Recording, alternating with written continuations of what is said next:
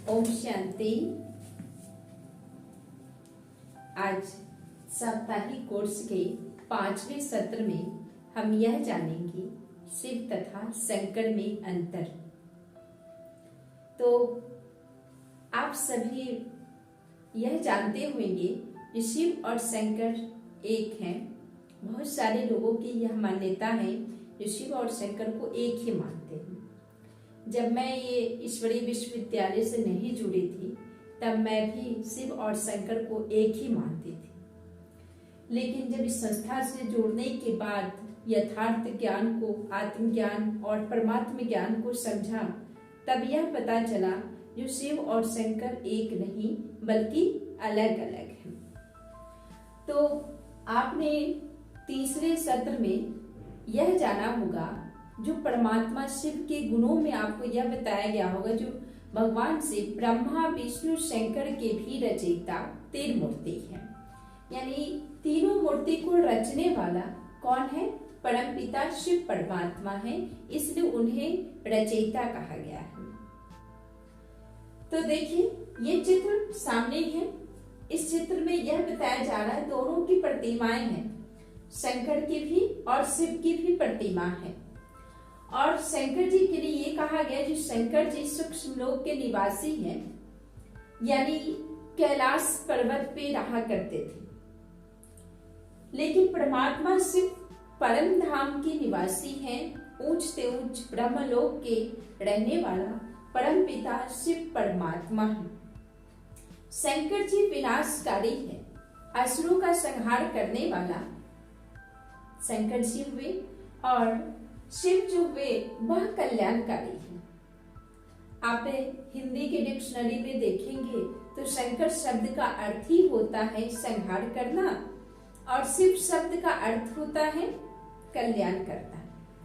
यानी परमात्मा शिव सबका कल्याण करते और शंकर सबका संहार करते हैं। फिर शंकर आकारी देवता है। इनका आकार प्रकार एक साकार शरीर देखने को मिल रहा है। हमारे और आपके जैसे भी इनका ये शरीर है, तो ये आकारी देवता हुए, यानी आकार यानी सूक्ष्म शरीर शंकर जी का है। लेकिन शिव क्या हुए? निराकार परमात्मा है, उनका कोई आकारी शरीर या साकारी शरीर भी नहीं है। यह निराकार स्टेज पे है परमात्मा शिव। लेकिन आप यहाँ क्या देख रहे हैं? शिव पिंडी देख रहे हैं। तो लोगों की मान्यता क्या है? यह जो पिंडी है ये शंकर जी का ही प्रतीक है, लेकिन वास्तव में इनको क्या कहा गया है? शिवलिंग। जैसे कि पुल्लिंग, स्त्रीलिंग और यह शिवलिंग हुए। शिवलिंग जो हुआ यह सूचक चिन्ह ये दिखा रहा है, जो ये परमात्मा शिव का ये सूचक है, वास्तव में भगवान शिव नहीं है। बड़े से जो शिव पिंडी हम बनाते हैं तो वो वास्तव में परमात्मा शिव नहीं है। वो क्या है? उनका आकार बना करके हम उनकी पूजा करते हैं। पूजा करने के लिए आकार दिया गया है शिव का। वास्तव में आपने बड़ा या छोटा शिवलिंग देखा होगा। सभी शिवलिंग में 3 लाइनें खींची होती है और बीच में गोल बिंदी दिया जाता है। वह गोल बिंदी जो है क्या है? गोल बिंदी भी परमात्मा शिव का प्रतीक है। परमात्मा शिव का क्या है? प्रतीक है, यानी बिंदी के आकार भगवान का स्वरूप है, ज्योति बिंदु स्वरूप। ये बड़ा सा जो शिव पिंडी बनाते ये कोई वास्तविक भगवान का स्वरूप नहीं है, क्योंकि परमात्मा शिव क्या है?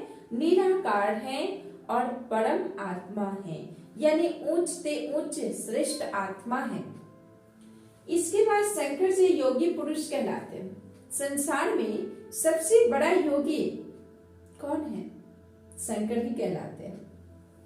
लेकिन परमात्मा शिव योगेश्वर है, सर्व को योग सिखलाने वाला, यानी सबकी आत्मा को उस परम पिता परमात्मा से मंगल मिलन कैसे हो, यह राजयोग की शिक्षा परमात्मा शिव ही हमें देते हैं। शंकर जी योनिज है, जन्म मरण के चक्कर में आए हैं, लेकिन परमात्मा शिव अयोनिज है, ये जन्म मरण के चक्र में नहीं आते हैं, अजन्मा है, इनकी किसी माता के गर्भ से इनका जन्म नहीं होता है, इसलिए शिव को अजन्मा कहा गया है।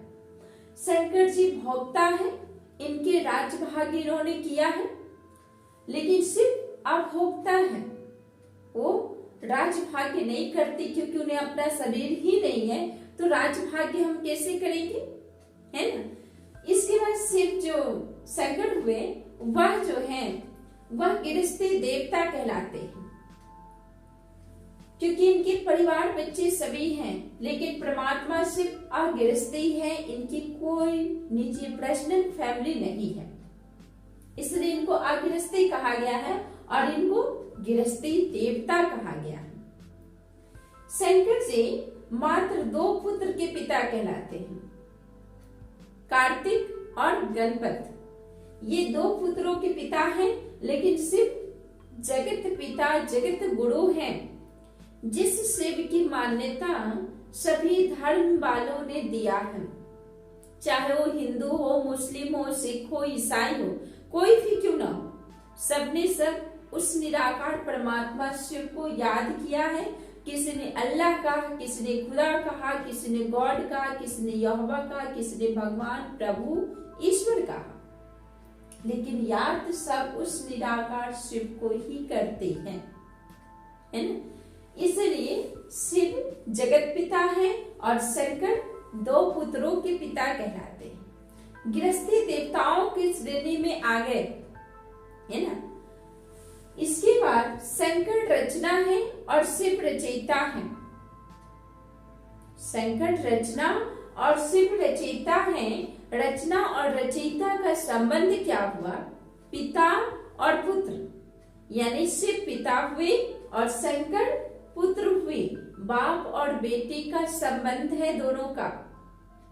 तो बाप बेटे को हम एक कैसे कर सकते हैं, एक तो नहीं हो सकता। अगर हम बाप और बेटे को एक कर दिए, पिता और पुत्र को एक बना दिए, तो ये क्या हुआ, अज्ञानता वश ही सही, लेकिन हम परमात्मा की गिलानी कर रहे हैं, है ना। जानबूझ के तो कोई गलतियां नहीं करता है, अज्ञान वश ही गलतियां होती है, तो परमात्मा को हम अज्ञानता वश ही भगवान की हम गिलानी कर रहे। एक तरफ तो पूजा कर रहे हैं, हमें ये लग रहा है हम भगवान को याद कर रहे हैं, परंतु दूसरी ओर हम क्या कर रहे हैं, उनकी गिलानी भी कर रहे हैं, क्योंकि हमें वो समझ नहीं है ना। तो पिता और पुत्र का संबंध है दोनों का, तो एक हम कैसे कह सकते हैं।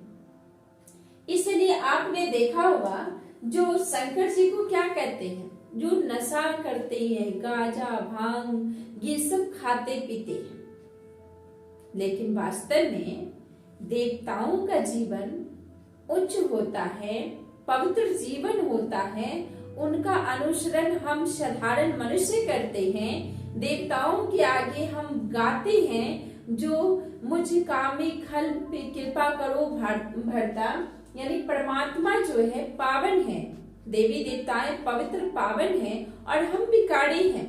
हम भगवान को जाकर के यह कहते हैं हम पे कृपा करो, है ना। और दूसरी ओर हम यह भी कहेंगे जो वह गांजा भांग भी खाते पीते हैं, तो हमें उनमें क्या भिन्नता हुई, कोई भिन्नता नहीं। हम साधारण मनुष्य भी नशा करते हैं, वो भी नशा करते हैं। वास्तव में जानते हैं नशा भी कई प्रकार का होता है, ऐसा नहीं जो हम ड्रिंक करेंगे या गांजा भांग ये धतूरा या पान गुटखा ये सब खाएंगे पिएंगे वही नशा हुआ। नशा कई प्रकार का होता है। किसी को काम करने की नशा होती है, जो मुझे खूब कमाना है, बहुत पैसे वाला बनना है। किसी को पढ़ाई करने की नशा होती है, किसी को जो है भगवान की याद करने की भी नशा होती है, ये भी एक नशा है। तो शंकर जी नशा तो करते थे, परंतु कैसी नशा था वो, नारायणी नशा। उस परमात्मा की याद में वो मगन रहते थे, है ना। तो उन्हें देहिक शुद्ध बुद्ध को भूले रहते थे, उस परम पिता परमात्मा की मंगल मिलन में वो मगन रहते थे। तो इस बातों को हम लोगों ने नहीं समझा, हम लोगों ने क्या देखा, क्या समझा, जो तो गांजा पीते, भांग पीते, चलो भोलेनाथ का प्रसाद है यह समझ के लेते हैं, है ना। हमारी इस प्रकार की सोच होगी, परंतु ऐसा नहीं है। शंकर जी, इसलिए उनका नाम क्या पड़ा, शंकर। शंकर का अर्थ हुआ शिव के संग का रंग लगा, है ना, इसलिए उन्हें शंकर कहते हैं। तो परमात्मा शिव की याद में वो मगन रहते थे, यही उनकी नशा थी, ईश्वरीय नशा था, ना कि वो गांजा भांग ये सब खाते पीते थे। देवी देवताएं कोई भी इस प्रकार की गंदी लतें उनके अंदर नहीं होता है। अगर गांजा भांग खाना पीना अच्छा होता तो आज आम पब्लिक पीता है तो प्रशासन उसे पकड़ के जेल में रख देता है। क्यों? क्योंकि उससे हमारा नुकसान होगा, है ना, इसलिए गवर्नमेंट ने उस पर रोक लगाया। तो फिर जब गवर्नमेंट एक साधारण मनुष्य रोक लगा सकता है, उसे यह पता है कि यह खाने से हमको ये प्रॉब्लम हो सकता है, तो क्या इतने ऊंचे पावन देवता है क्या इस प्रकार की नशा करेंगे? नहीं। तो इनकी नशा थी ईश्वरीय नशा, वो परमात्मा की याद में मगन रहते थे। इसके यादगार मंदिर तीर्थ स्थान जानते कहाँ? अमरनाथ, जिसके लिए शास्त्र में यह बताया गया है, जो अमरनाथ एक गुफा था, जिस गुफा में शंकर जी बैठ के बर्फ का ही से पिंडी स्थापित करके और अमर कथा सुनाए थे पार्वती को। इस प्रकार की वर्णन आता है हमारे शास्त्रों में। तो उसी समय से वह स्थान तीर्थ स्थान बन गया और उससे अमरनाथ उस जगह का नाम पड़ गया, क्योंकि वहां पे शंकर जी ने अमर कथा सुनाए थे, है ना। तो शंकर जी भी भगवान शिव की याद में मगन रहते, इसलिए बहुत सारे कैलेंडर्स या बहुत सारे ऐसे मंदिर में आप जाएंगे तो देखने को मिलेगा शंकर जी के आगे से पिंडी रखा रहता और शंकर जी ध्यान अवस्था में रहते हैं। यानी हम किसी का जो पूजा करते या प्रणाम करते हैं तो वह कैसे करते हैं? जो हमसे बड़ा है, इसलिए हम उसको नमन कर रहे हैं। इसी प्रकार से शंकर जी से बड़े शिव हैं, तब तो परमात्मा शिव को याद कर रहे शंकर जी, उनका आराध्य देव शिव हुए, है ना। तो वास्तव में शिव और शंकर एक नहीं, अलग अलग है, दोनों अलग अलग है। अब यहाँ यह देखेंगे जो शिवरात्रि क्यों मनाते हैं, है ना।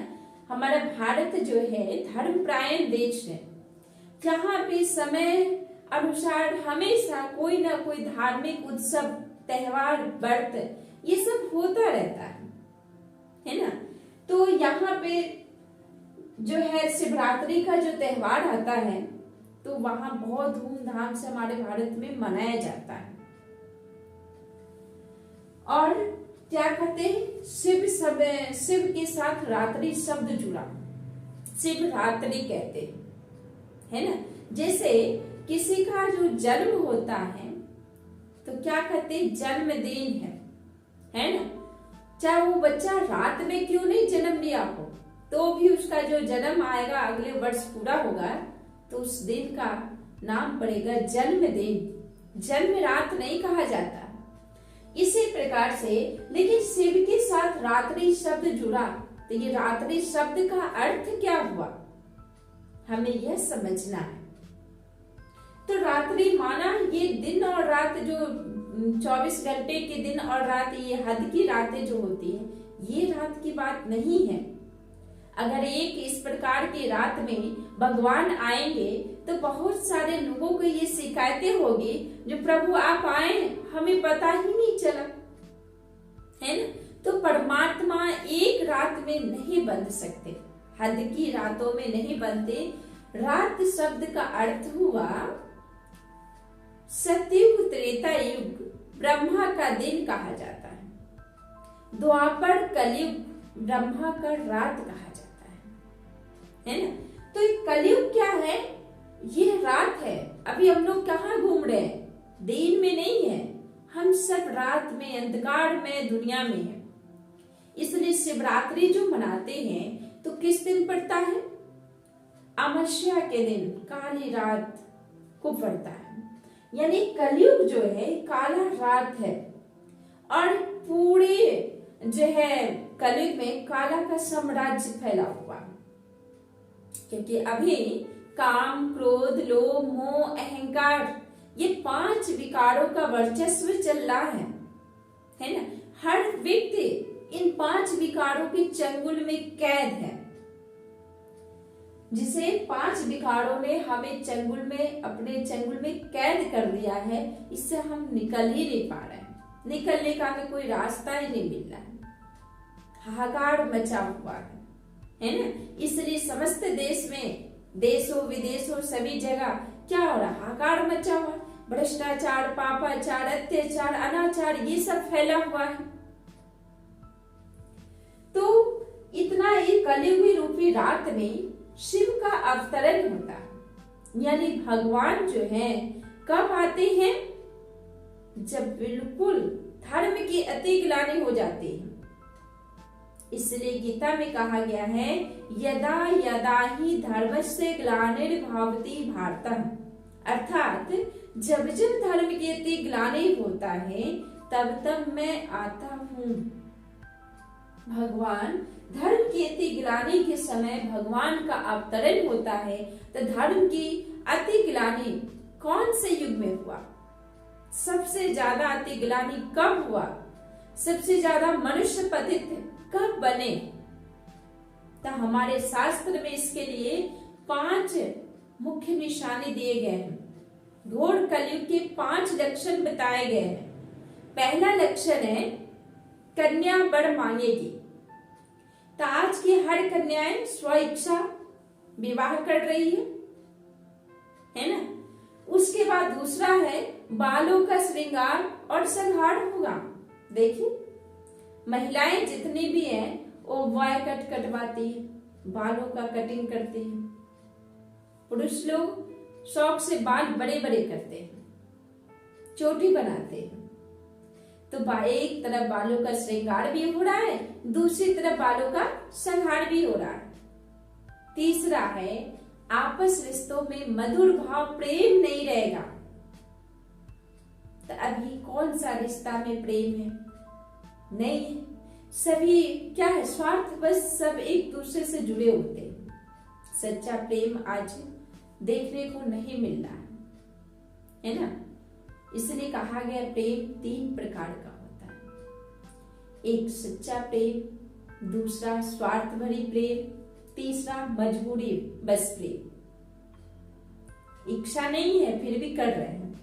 तो इस प्रकार से आज के जो रिश्ते हैं उसमें जो प्रेम होनी चाहिए, मधुरता होनी चाहिए, किसी भी रिश्ते में नहीं है, कड़वाहट आ चुकी है। इसके बाद चौथा है अन्य पुड़ियों में बिकेगा। तो अन्य क्या है आज के समय में, 1 kg 5 kg का जो है पैकेट आने लगा है। छोटे छोटे पैकेटों में अनाज बिकने लगा है। तो ये भी आज देखने को मिल रहा है। इसके बाद 5वां है गौ सड़क किनारे गंध विष्टा खाएगी। तो जिस गाय को हम माता समझकर पूजा करते हैं, आज वही गाय क्या करे, सड़क के किनारे गंध खा रही है। तो जो 5 लक्षण हमने घोर कलयुग के बताए, यह अभी मौजूद है, देखने में आ रहा है। यानी अभी का जो समय है एक घोर कलयुग है। आज के समय में इंसान को यानी हैवानियत पे उतर गया है। उसे रिश्ते की पहचान नहीं है, मर्यादा क्या होता है उसका ज्ञान नहीं है। आज के डेट में कोई भी रिश्ता वो पवित्र नहीं रहा। हर रिश्तों में अपवित्रता आ चुकी है, क्योंकि हमारी सोच, हमारी जो संस्कृति थी, भारतीय संस्कृति, वो आज के डेट में है ही नहीं। तो इसलिए घोर कलयुग चल रहा है, तब भगवान को तो आना चाहिए, परमात्मा को आना चाहिए। तो शिवरात्रि त्योहार जो मनाते हैं, तो वास्तव में लोग यह सोचते जो शिवरात्रि के दिन शंकर जी का विवाह हुआ था, वह विवाह उत्सव मनाते हैं। परंतु शिवरात्रि शंकर जी का विवाह उत्सव नहीं है। शिवरात्रि क्या है? परमात्मा का अवतरण दिवस है। इसलिए शिवरात्रि को शिव जयंती भी कहा गया। यानी उस दिन भगवान शिव इस धरती पे अवतरित होते हैं। तो परमात्मा का अवतरण हुआ। आपने कभी ये सुना होगा संकट रात्रि? किसने नहीं सुना होगा। हर कोई क्या सुनते हैं? शिवरात्रि, यानी वो रात्रि शिव का ही है। तो शिवरात्रि का अर्थ हुआ परमात्मा का अवतरण। उसी दिन से शिवरात्रि उत्सव मनाया जाता है। बड़ी धूमधाम से भगवान का अवतरण दिवस है। तो परमात्मा शिव उस दिन सृष्टि पे आते हैं और आकर के हमारे अंदर के काम, क्रोध, लोभ, मोह, अहंकार, यह 5 विकारों को खत्म करते हैं और हमारे अंदर पवित्रता, सुख, शांति देते हैं। यह 3 चीज भगवान हमारे लिए लेके आते हैं, क्योंकि अभी 3 चीज नहीं है। ना ही प्यूरिटी है, ना ही पीस है, ना प्रॉस्पेरिटी है। यानी ना पवित्रता है, ना सुख है, ना शांति है, कुछ भी नहीं है। क्योंकि हमारे अंदर क्या है? काम है, क्रोध है, लोभ है, मोह है, अहंकार है। इतने सारे जो विकार हमारे अंदर बढ़ा रहेगा तो जीवन में सुख शांति आएंगे? कभी भी नहीं आ सकती है। इसलिए जीवन में सच्ची शांति का अनुभूति करना चाहते हैं तो हमें अपने जीवन में पवित्रता को लाना होगा। जब आपके जीवन में पवित्रता आएगी, सच्चाई, सत्यता आएगी, रियलिटी या और रॉयलिटी, ये सभी गुण जब आप में आ जाएगा तो ऑटोमेटिक आपके जीवन में सच्ची शांति की अनुभूति होगी। तो परमात्मा हम सभी माताओं बहनों की करुण पुकार सुन के इस धरती पे अवतरित होते हैं। अब दूसरी ओर तो हम यह कह रहे हैं कि भगवान निराकार है और भगवान किस लिए सृष्टि पे आते हैं? अधर्म का विनाश कर धर्म की स्थापना करने हेतु भगवान का अवतरण होता है। तो धर्म की स्थापना करने के लिए परमात्मा को ज्ञान देने की जरूरत होगी, क्योंकि बिना ज्ञान के तो हम समझेंगे नहीं। इतने तो हम समझदार मनुष्य है नहीं जो भगवान की इशारे को हम समझ जाएंगे। तो इसके लिए भगवान को इस साकार सृष्टि पे, साकार मनुष्य लोक में साकार मानव के रूप में आना पड़ता है। तो परमात्मा, अब यह हम सोचेंगे भगवान मनुष्य रूप में आ रहे हैं, तो देखिए परमात्मा जो आते हैं तो राम और कृष्ण के रूप में यहाँ पे नहीं आएंगे। अगर राम और कृष्ण के रूप में आ जाए तो भक्त आत्मा क्या समझेंगे? फलाने जगह प्रभु जी अवतरित हुए हैं, चलो उनके दर्शन करते हैं। बस दर्शन करने मात्र ही अपने आप को धन्य समझेंगे। तो दर्शन करने से हमारा कल्याण नहीं हो सकता। कल्याण तो तब होगा जब उस परमात्मा की ज्ञान को अपने जीवन में धारण करेंगे और उस अनुसार हमारा दिनचर्या बनेगा। यानी भगवान की श्रीमत पे जब चलेंगे तभी हमारा कल्याण हो सकता, अन्यथा नहीं हो सकता है। तो परमात्मा जो आते हैं तो एक साधारण मनुष्य तन में आते, इसलिए गीता में कहा गया है, मुझ साधारण तन में आए हुए परमात्मा को मूढ़मती लोग नहीं पहचानते। यानी भगवान जिस साधारण तन में आए उसे मूढ़मती अर्थात अज्ञानी मनुष्य नहीं पहचान पाया। इसलिए कहते हैं ना, न जाने किस रूप में नारायण मिले, है ना। तो हमें भगवान किस रूप में आके मिलेंगे हम नहीं जान पाते, क्योंकि हमारे अंदर वो नेत्र नहीं है। जो ज्ञान का नेत्र चाहिए वह नेत्र हमारे भीतर नहीं है, तो हम परमात्मा को कैसे देखेंगे? हमारी तो आदत है इन आंखों से, ये चमड़ी वाली आंखों से इस संसार को देखने का। जिस आंखों से संसार दिखेगा उस आंखों में परमात्मा कैसे दिख सकता है? परमात्मा तो एवर प्योर है, पवित्र है। उसके लिए हमारी आंखें भी पवित्र होनी चाहिए। यानी हमारी जो मन की आंखें हैं, ज्ञान का नेत्र है, उस नेत्र को क्या करना, हमें पावन बनाना है। तभी हम उस परमात्मा को देख पाएंगे, अन्यथा नहीं देखेंगे। तो भगवान जिस तन का आधार हुए उस तन का नाम क्या पड़ा? प्रजापिता ब्रह्मा। अर्थात भगवान शिव इस सृष्टि पे प्रजापिता ब्रह्मा के द्वारा अवतरित हुए और समय चक्र यही कलयुग का अंत अर्थात संगम युग, कलयुग अंत और सत्ययुग आदि का जो बीच का समय है वो क्या है? संगम युग है। तो संगम युग में भगवान शिव प्रजापिता ब्रह्मा द्वारा अवतरित होकर के हमें ईश्वरीय ज्ञान देते हैं और राजयोग की शिक्षा सिखाते हैं, जिस ज्ञान और योग को धारण करने से हमारा जीवन पवित्र बनता है।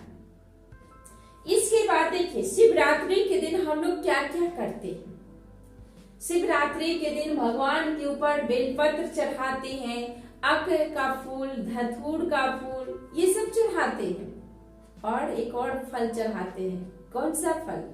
बेर। शिव के ऊपर बेर भी चढ़ाए जाते हैं, है ना। तो और उस दिन हम जागरण करते हैं, पूरी रात जागते हैं और उनकी याद में रहते हैं। तो ये सब होता है। तो देखिए शिव के ऊपर अंक और धतूर जो हम चढ़ाते हैं, क्यों?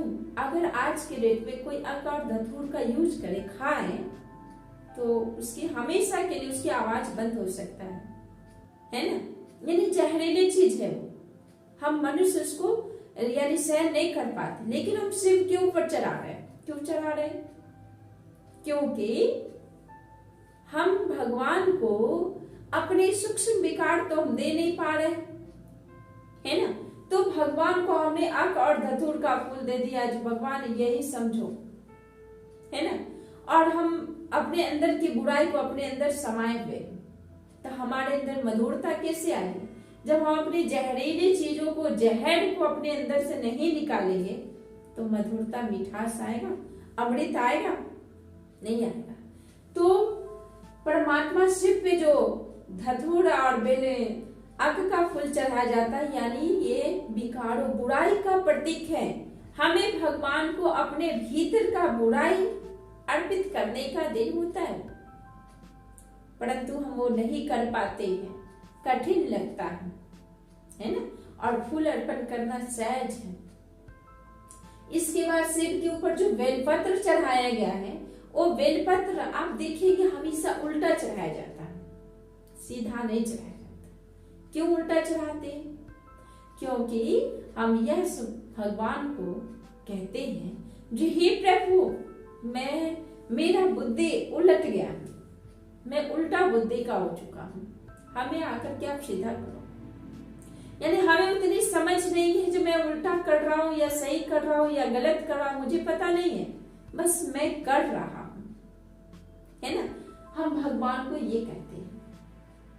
इसके बाद जो हम जागरण करते हैं, आंखों के नींदों से जागते हैं पूरी रात, और नींद से जागने के लिए कई नशीले पदार्थों का यूज करते हैं, गांजा पीना, ड्रिंक करना, ये सब यूज करके किसी भी प्रकार से अपने आप को जगाते हैं। तो ये धर्म हो रहा है? नहीं, इसको धर्म नहीं कहा जाएगा। जागने का अर्थ ये नहीं हुआ जो साल में एक बार शिवरात्रि आया है तो आज की रात हमें जगना है, भगवान को भी याद करना है, ऐसा नहीं। जागने का तात्पर्य यह हुआ मन की आंखों से जागो, अपने भीतर में से अज्ञानता रूपी नींद से जागो, उसको जागना कहा गया। यानी हमारे भीतर आत्म जागृति होनी चाहिए। जब पूरे वर्ष जागृत अवस्था में रहे, हम सोए ही नहीं, कुंभकर्ण की नींद में, हम अज्ञान रूपी नींद में हम नहीं सोए, तो हम ये सब क्या कर रहे हैं? उल्टा करते जा रहे हैं। इसके बाद भगवान के ऊपर बैर चढ़ाते हैं। बैर का मतलब हुआ, भगवान ने कहा था अपने अंदर की ईर्ष्या भाव, है ना, नफरत की भावना, वो मुझ पे अर्पण कर दो, लेकिन हमने वो अर्पण नहीं किया। हमने क्या किया? सबसे सस्ते फल बैर होता है, वो खरीद के भगवान पे अर्पण करते हैं। इसलिए भगवान को क्या कहते हैं? भोलानाथ कहते हैं। बहुत भोले हैं वो, आप कुछ भी देते हैं बड़े प्रसन्नता से वो ले लेते हैं, खुश हो जाते हैं। जो हमारे भक्तों ने हमारे लिए देखो क्या चीज लाया है ना। लेकिन भगवान इसलिए आज के डेट में हर चीज क्या हो रहा है, बनावटी हो रहा है, क्योंकि हमारा जो धर्म है ना, यहाँ जो हम कर रहे हैं ना, वो बनावटी कर रहे हैं, रियलिटी कुछ नहीं है। एक बार एक सास और बहू की कहानी बताते हूँ। सास ने अपने बहू से कहा, जो बहू मेरे पैर में दर्द हो रहा, कभी कभी मेरा पैर भी दबा दिया कर। तो बहू ने कहा ठीक है माँ जी। वह क्या की, एक दिन पैर दबा दी और वीडियोग्राफर को बुला करके एक फोटो बनवा ले, और फोटो बना करके सासू माँ के शयन कक्ष में लगा दे। और क्या कहती है, माँ जी जब जब आपको पैर दुखेगा ना, तो आप इस फोटो को देख लेना, है ना, जो मैं आपका पैर दबा रहा हूं, आपका दर्द ठीक हो जाएगा। ऐसे हम भगवान के साथ कर रहे हैं, यही खेल हम भगवान के साथ भी करते हैं। यानी हमारे अंदर जो रियलिटी है, जो सच्चाई है, वो नहीं हो पाता। इसलिए भगवान कहते हैं बनावटी दिखावा नहीं करो, अपने अंदर की जो सच्चाई है वो अर्पण करो भगवान पे। जो आपके भीतर है वही चीज अर्पण करो, भगवान बहुत प्रसन्न होगा। अगर इस शिवरात्रि पे हम लोग अपने अंदर की बुराइयों को अर्पण करते हैं तो हमारा जीवन कितना श्रेष्ठ होगा। इसलिए कहा गया है, ज्ञान सूर्य प्रगटा अज्ञान अंधेर विनाश, यानी ज्ञान सूर्य परमात्मा से इस धरती पे अवतरित हुए और हमारे भीतर की अज्ञानता को खत्म करने के लिए भगवान आए हैं।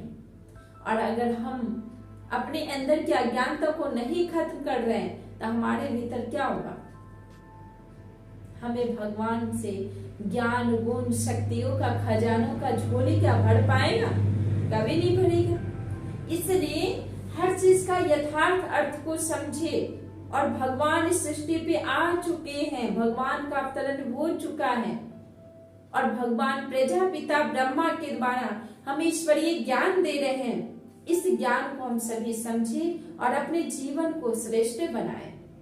ओम शांति।